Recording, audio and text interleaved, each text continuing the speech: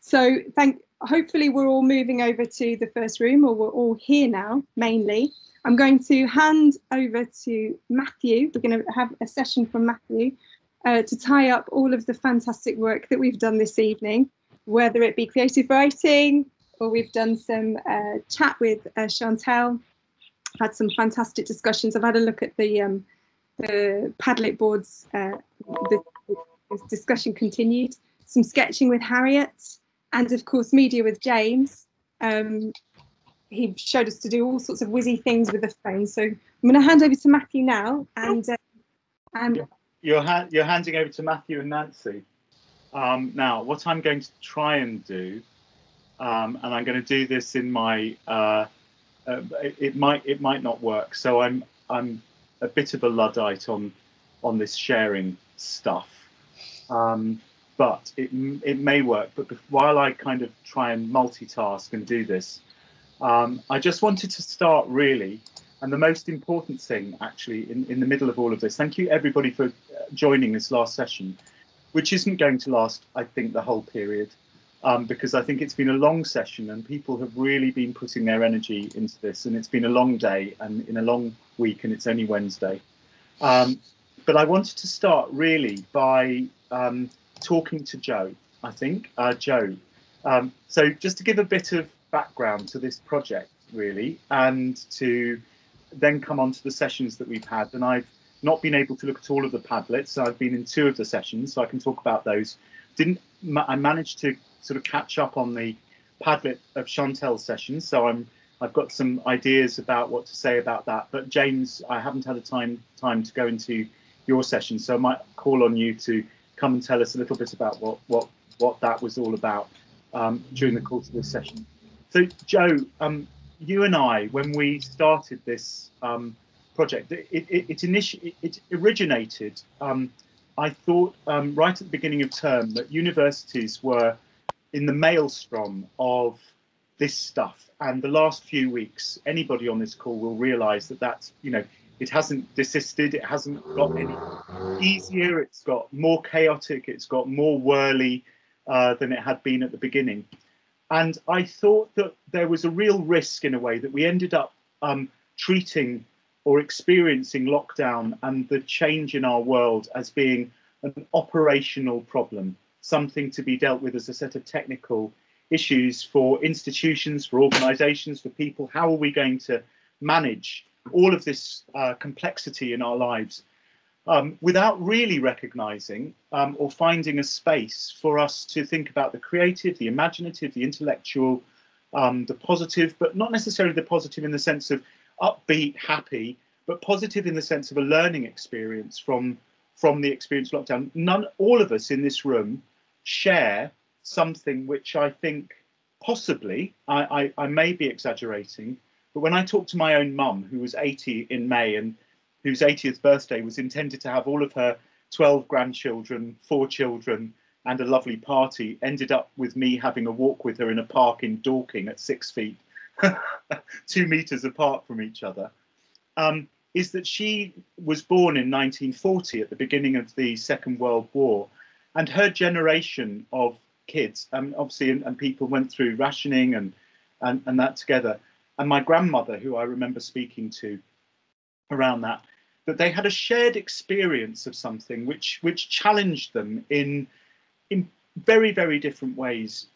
People with caring responsibilities, women who had been, largely women, of course, who had children whose husbands had gone away to war, who had been left alone, who were experiencing something that none of them had. Some of them, of course, had experienced through the First World War. They were old enough, and the gap between the end of the First World War and the beginning of the Second is not as long as we think sometimes.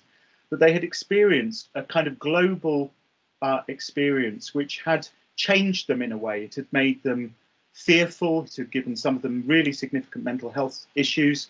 It had made some of them feel very strong. It had made some of them feel very lonely, isolated, fearful, but had been a shared experience. And what I wanted to do in this project, A Changed World, was to give the University of Hertfordshire community, staff and students, the opportunity to contribute to an archive of the university's experience, and that we should revel in the complexity, difficulty, joy, sadness, friendships, isolation, all of the experiences that we've all been going through in different ways based on our different experience.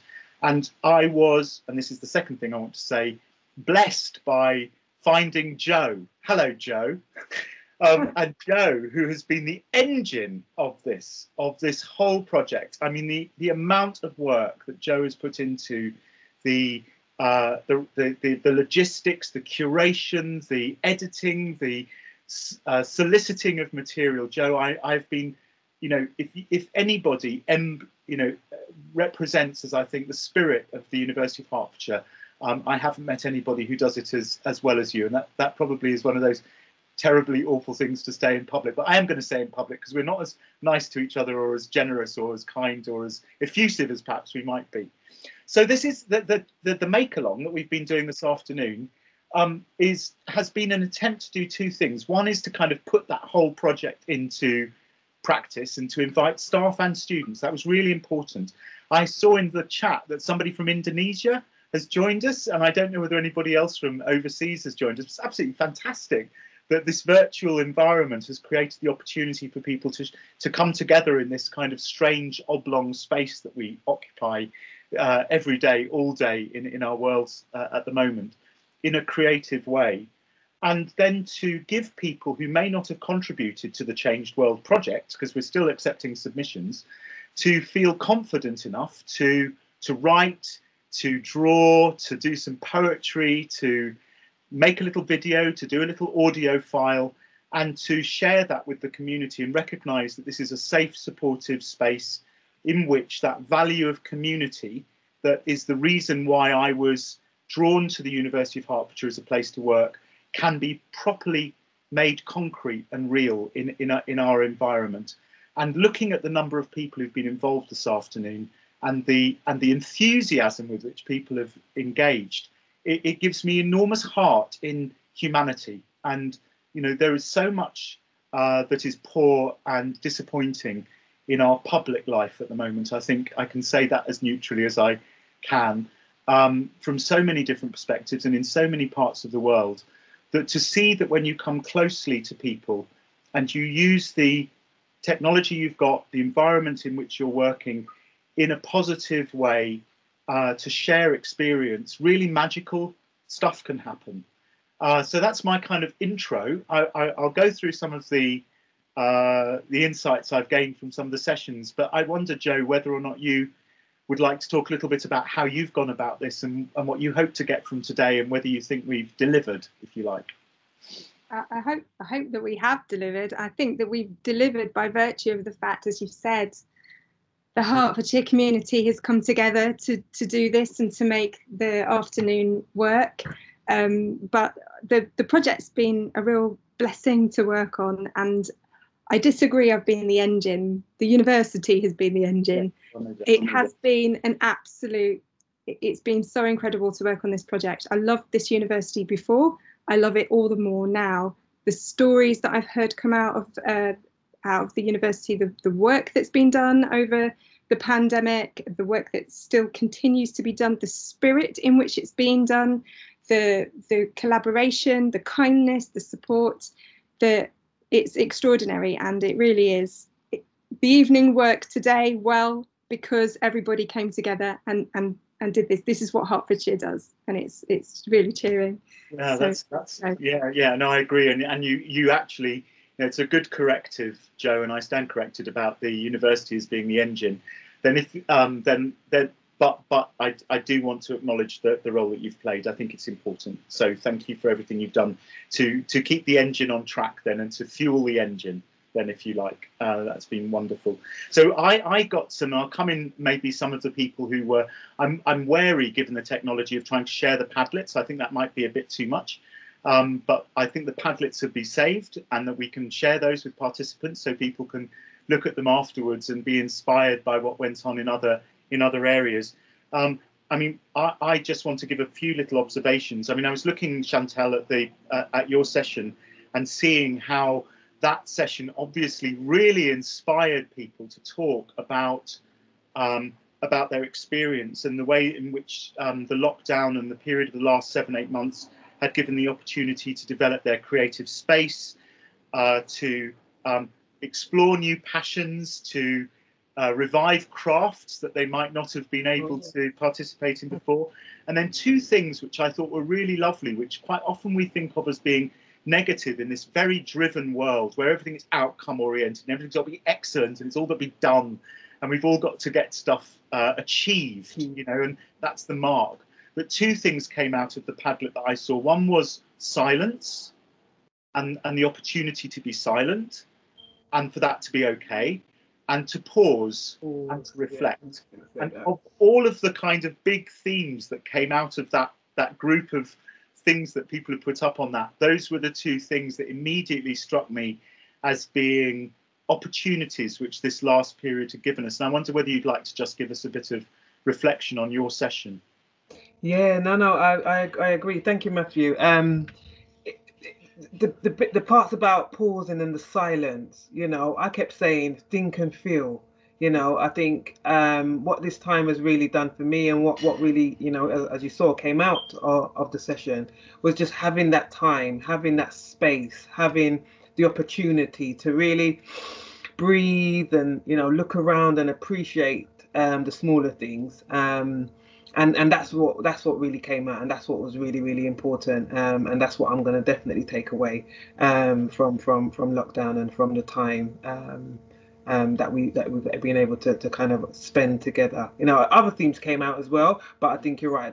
It was really powerful just to stop, sit, and to be able to feel. So yeah, it was a really good session, really powerful. Thank you.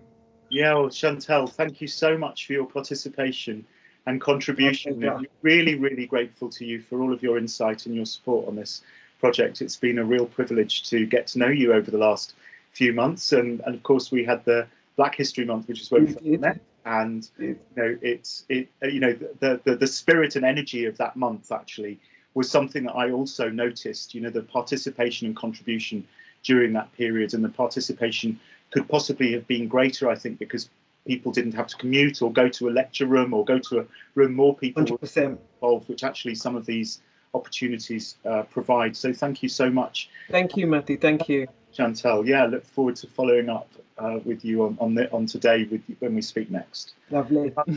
I was then Harriet did this brilliant. I don't know whether Harriet's still with us, but Harriet did some drawing with us, and what Harriet did, for those of you who weren't in the session, but your Padlet's got some wonderful images on it, if you're able to access those and have a look at them. And what Harriet was doing, I think, if we were to summarize it, was to get us to realize that drawing and figurative art and the way in which we observe the world, which this lockdown period has given us the opportunity to do, perhaps more than normal life enables us to do, is to really focus on what we see and not to focus on what we think we see, and to allow that to inform the way in which we represent each other or think about each other's faces. I mean, it's interesting, we were doing portraits, and one of the things that I think is going to be significant about this period is that we have learnt and started to see each other in our daily work lives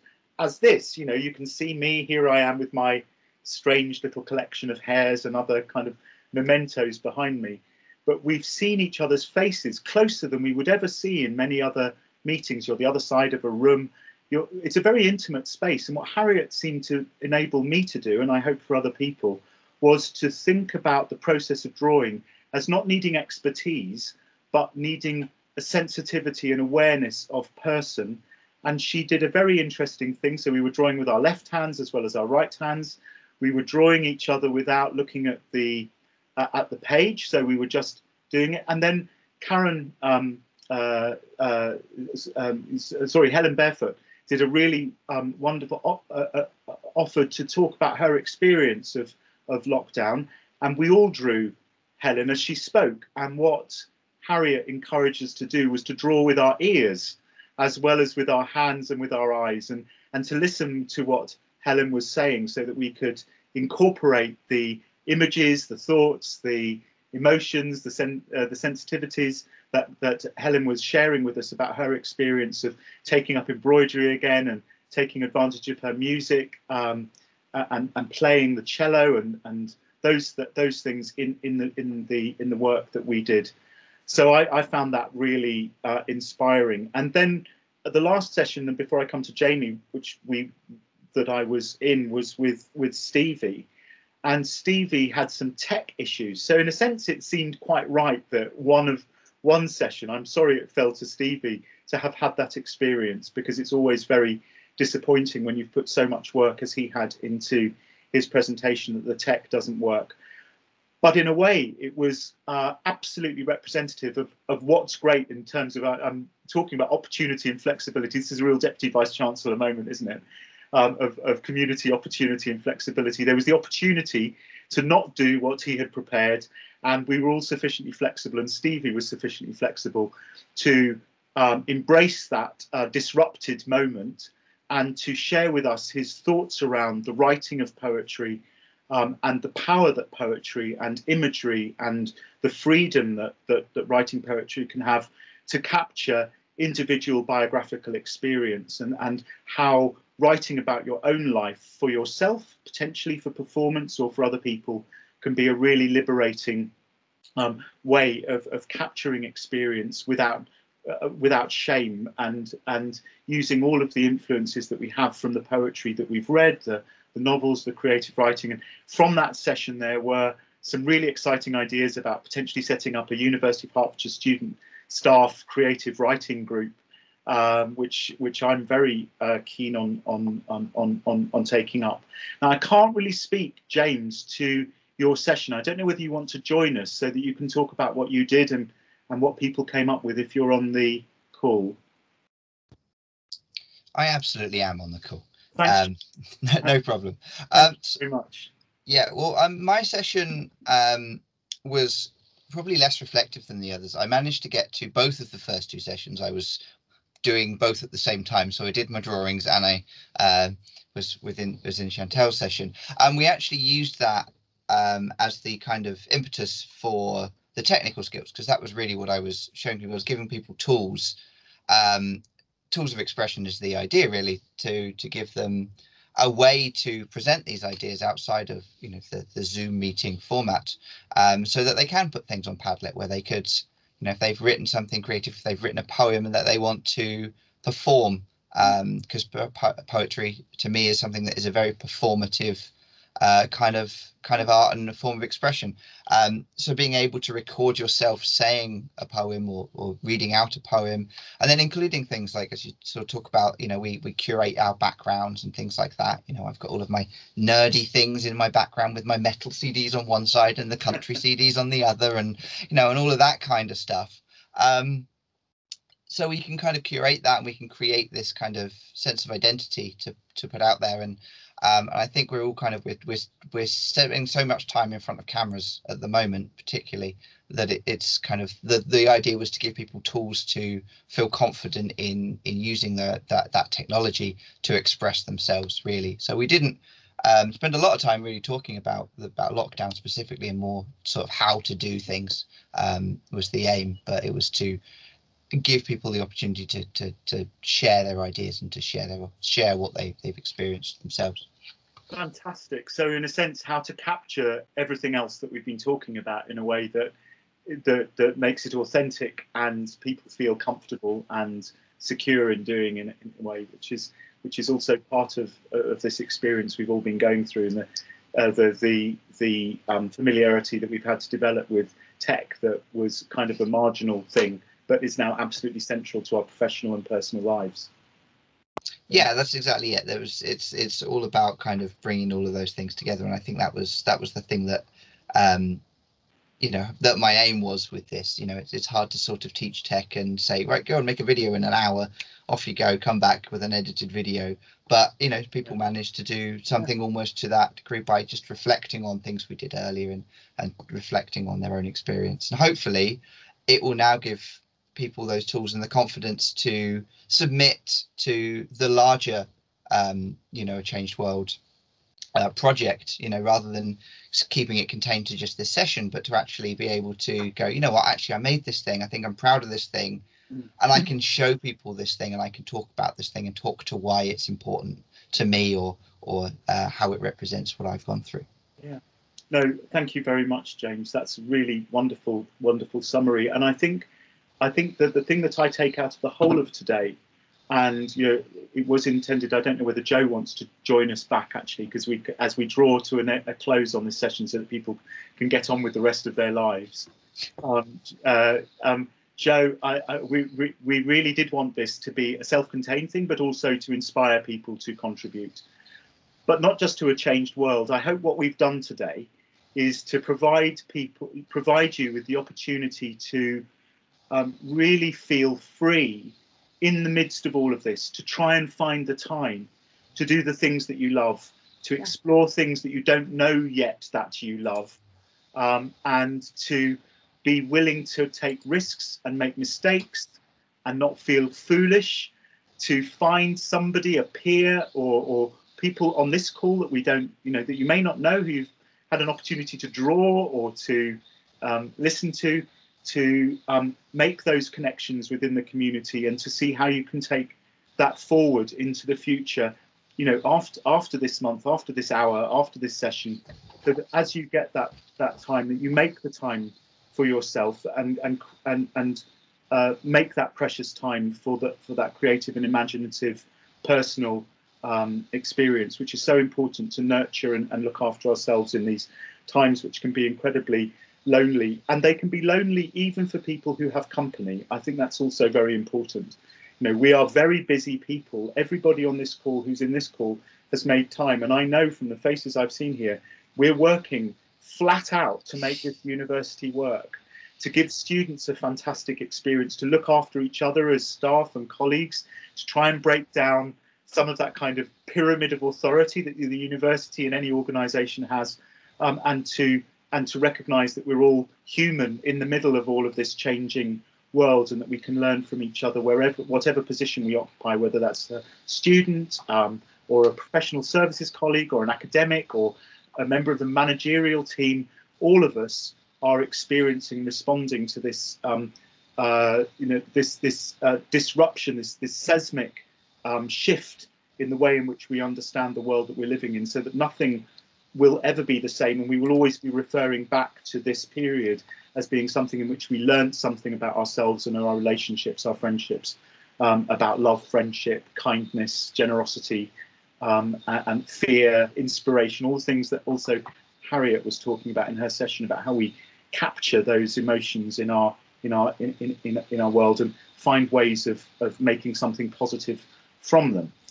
So, Joe, do you want to sort of let people know what they can do next and where to go and find the link? Certainly can. Yeah, I certainly can. Thank you. So, yeah, obviously we encourage you to make a contribution to a changed world. It can be any kind of contribution. If this afternoon has shown us anything, it's how important connecting with others is, discussing, actually having time to reflect and think about our experiences, negative, positive, and share those experiences with others, and have that space to, and there's so many different ways that we can express these experiences too. And it's really important to do that. And a changed world invites you to do exactly that. And you don't have to do anything very high stakes. Do what motivates you, do what moves you. If you want to write a poem, be inspired by the fantastic things that Stevie's shown us tonight, his wonderful poetry, that and all of everything that he taught us about that, how it has to be meaningful to us but also connect to others. You can do a presentation if you want, use the skills that you've learned from James today, and how to shoot a video. You might not be very technical savvy, but I'm sure you are by the end of today, and so on. And the same with Chantal. She's really shown us how to open up, to talk and to communicate, but also have a look at the things on the website if you can, if you get an opportunity. I have been in the most extraordinarily privileged position that while you've all been breaking your backs, making this university work and the place that it is, and supporting our students and one another, I have been in this incredibly privileged position where I have seen firsthand all of the incredible work that you're doing. And I get to do this all day. This is my job. I get to look at all of the amazing things that people are producing, the academic work, the intellectual activity, the practical ways in which our academic registrars have to deal with the whole business of our going crazy, and the changes that are happening on a day-to-day basis, the views of our wonderful students. Just this morning, I received an excellent blog post by an astrophysicist. She's doing a PhD with us in astrophysics, and she saw parallels between her own experience of home learning and lockdown, and it motivated her to write a very inspirational piece that I can't wait to put on the website. So it's worth having a look. And responding to some of the content that's up there, but also putting something in yourself and continuing that discussion from this session today, continuing that discussion, continuing to have those reflections, because it's spiritually uplifting for everybody to do that and for people to connect with the experiences that you've had. And it's all there. And Matthew has, it's all Matthew's idea. It was a fantastic idea. And he's really tapped into the spirit of the Hertfordshire community and put it all there for us to access. So I do encourage you all to do that. It's on the PowerPoint slides, but you can literally access, I will put it in the chat, the website where you can visit and make a submission and have a look at the hearts.ac.uk/changed-world. It's as simple as that, but I'll put it in the chat. Right. And make sure you have a look, and thank you so much everybody for coming today, and yeah, thank you, Matt. Thank you, Joe. Thank you, James. Thank you, Chantel. Thank you, Stevie. Thank you, Harriet.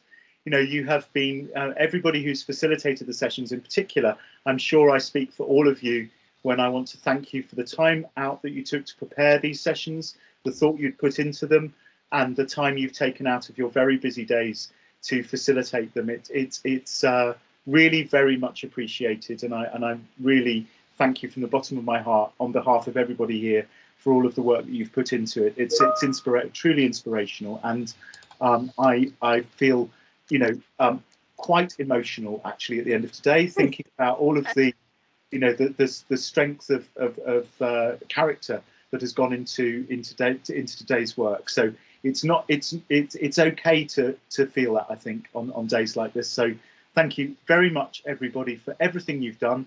I hope you have a really lovely evening, whatever you're going on to do. It's Thursday tomorrow, which means it's Friday the day after that. Yeah. And although I know that for many of us, that still just means it's Saturday after that, and that's just like Friday and Thursday, and Sunday is just like Saturday and Thursday. But at least formally, according to calendar week, we are more than halfway through. So it's over hump day. So have a lovely evening. Thank you everybody for everything you've done, and really look forward to speaking to you, seeing you again soon. Okay, thank you very much, everybody. Thank you. Bye. Thanks, everyone. Thank you. Bye. Bye everyone. Everyone.